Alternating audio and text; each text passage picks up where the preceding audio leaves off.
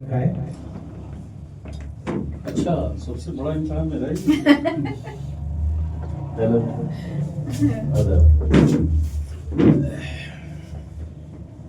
हिंदुस्तान की तारीख में खास तौर पर आज अफसोस होता है सावित्रीबाई फुले का ताल्लुक सावित्रीबाई फुले का ताल्लुक सिर्फ एजुकेशन से नहीं था।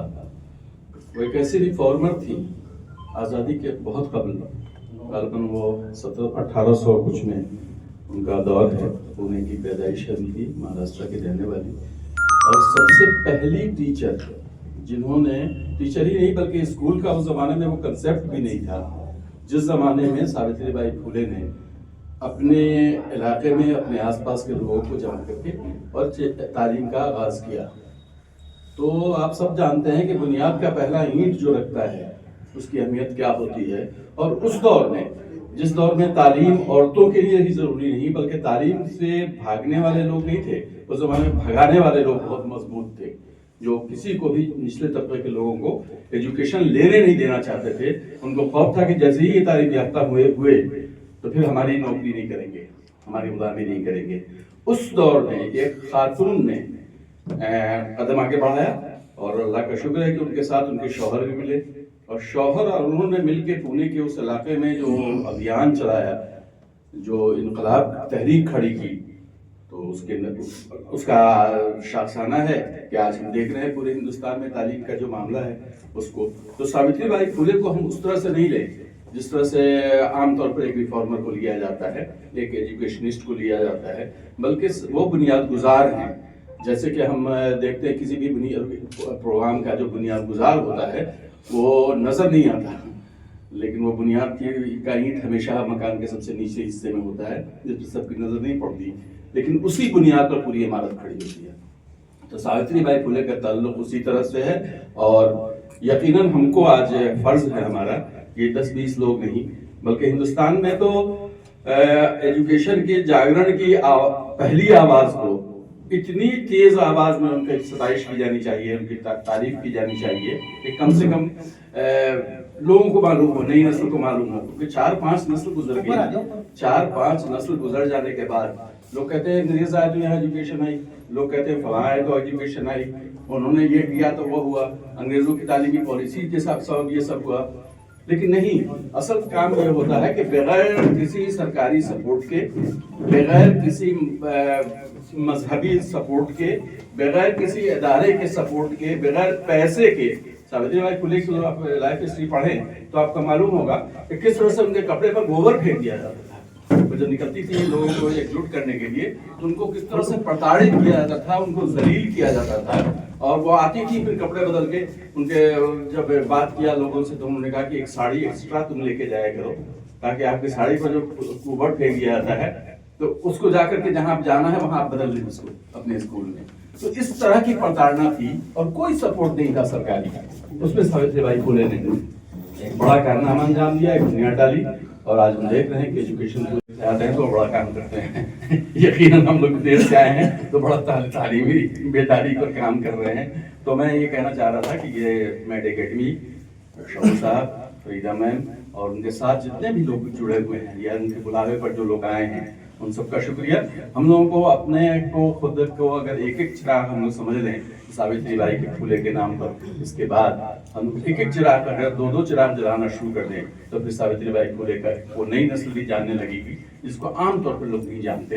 हमारा काम ये भी है कि हम सावित्रीबाई फुले पर बाकायदा बड़े प्रोग्राम करें और ज्यादातर लोगों को बताएं नई नस्ल को कि सावित्रीबाई फुले की कुर्बानियां क्या थी और उन्हें बुनियाद गुजारी में क्या अहम रोल अदा किया जिससे हमारा मुल्क बेदार हुआ। बहुत बहुत शुक्रिया शोर भाई, मेरे ख्याल से इतना काफी है। एक उनकी सहेली थी फातिमा। पुणे में जब आप जाएं कभी तो मैं एक बात बता दूं आपको, महाराष्ट्र में काफी मैंने काम किया और लोगों के साथ वहाँ काम किया, बुक फेयर लगाए और मुख्तलिफ काम।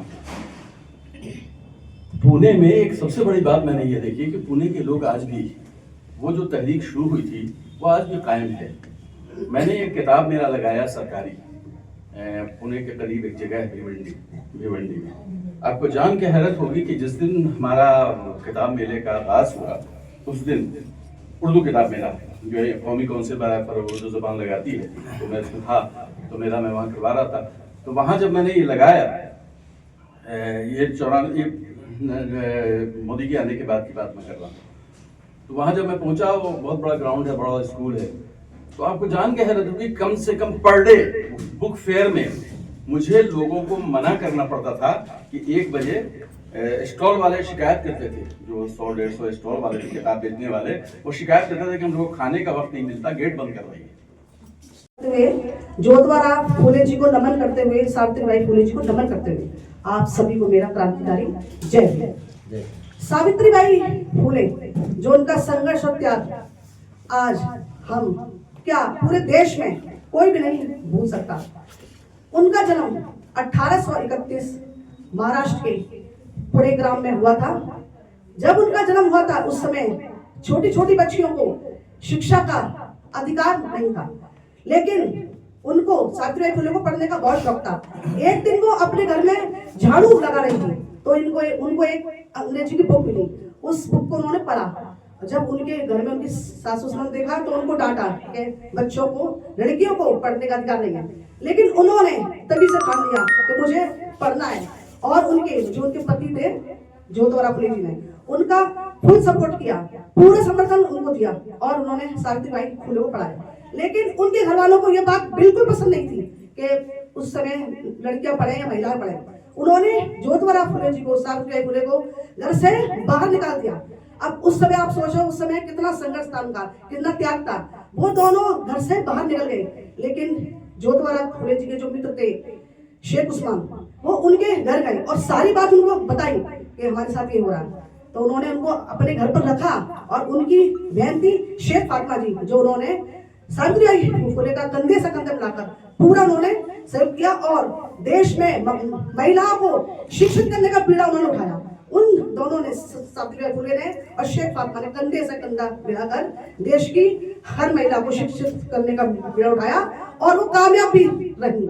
सावित्रीबाई फुले ने 1852 में प्रथम स्कूल खोला और उसके बाद उन्होंने 18 स्कूल पुणे में खोले और देश में प्रथम शिक्षिका होने का गौरव प्राप्त किया। आज हम उनके त्याग को और संघर्ष को नहीं भूल सकते उन्होंने। और जब वो पढ़ाने बच्चों को जाती थी तो उस समय इतना संघर्ष था कि जो उच्च वर्ग के लोग उनके ऊपर गोबर फेंकते थे, पत्थर फेंकते थे, लेकिन उन्होंने अपनी हिम्मत नहीं हारी। वो 2 साड़ी, एक साड़ी पहनती थी, एक रख के ले जाती थी ताकि उस साड़ी को पहन कर वो बच्चों को पढ़ा सके। तो उस समय सोचो कितना संघर्ष था, कितना त्याग था उस समय हम महिलाओं के लिए। आज इस देश की जो भी महिला उच्च पदों पर विराजमान है और उच्च मतलब पद पर है, जा चुकी हैं, कोई मतलब प्रधानमंत्री बनी, कोई सीएम बनी, कोई मुख्यमंत्री बनी, तो आज इसका श्रेय सावित्रीबाई फुले को जाता है। सावित्रीबाई फुले ने महिलाओं को शिक्षा का ज्ञान नहीं दिया होता तो इस महिलाओं की जो दशा थी बहुत दयनीय होती। तो मैं सावित्रीबाई फुले को फिर नमन करती हूँ और मैं उनके त्याग और संघर्ष को हम क्या पूरा देश नहीं भूल सकता। कोमल है कमजोर नहीं, शक्ति का नाम ही नारी है। कोमल है कमजोर नहीं, शक्ति का नाम ही नारी है। जग को जीवन देने वाली मौत भी तुझसे हारी है। जग को जीवन देने वाली मौत भी तुझसे हारी है। तो इस फाउंडेशन की टीम का मैं बहुत बहुत आभार व्यक्त करती हूँ, धन्यवाद करती हूँ। इस टीम का, ये टीम बधाई के पात्र है जो ऐसे कार्यक्रम करके समाज को जागरूक करने का और समाज को हौसला बढ़ाने का कार्य कर रहे हैं। तो आप लोगों का बहुत बहुत धन्यवाद। और इस कार्यक्रम में जो भी आप आए हैं आपको मैं सल्यूट करती हूँ। अस्सलाम वालेकुम, आप सबका बहुत बहुत धन्यवाद। बहुत शुक्रिया अनीता जी। जैसे कि अनीता जी ने बताया कितनी परेशानियां उन्होंने उठाई और इस एजुकेशन के लिए उन्होंने काम करा और एक मील का पत्थर साबित हुई, जिसके लिए आज हम सब यहाँ थोड़े लोग जमा हुए हैं। और हमें सबको ऐसे प्रोग्राम करने चाहिए ताकि आने वाली जनरेशन को पता चले कि सावित्रीबाई फुले कौन थी। तकरीबन मैं शायद समझता हूँ कि 90% आज के बच्चों को इस बारे में बिल्कुल मालूमात नहीं है। तो ये छोटे छोटे प्रोग्राम अगर हम सब करें और आगे हम एजुकेशन को बढ़ावा दें तो लोगों को पता चला कि पीछे लोगों ने कितनी मेहनत और कितनी मुश्किलें सामना करके यहाँ तक हम लोगों को पहुँचाया एजुकेशन के लिए। और मैं गुजारिश करूँगा हमारे स्कूल के टीचर जायदा जी से कि वो अपने ख्यालात पेश करें। अस्सलाम वालेकुम। सावित्रीबाई फुले जी को याद करते हुए और फातिमा शेख जी को याद करते हुए मैं उस मील के पत्थर को याद करते हुए अपनी तरफ से एक ईंट जरूर लगानी होगी। वरना ऐसा ना हो वो मील का पत्थर या वो नींव का पत्थर इतना दब जाए कि उसको लोग याद ना करें और बच्चियां पढ़ाई में फिर से पिछड़ती रह जाएं।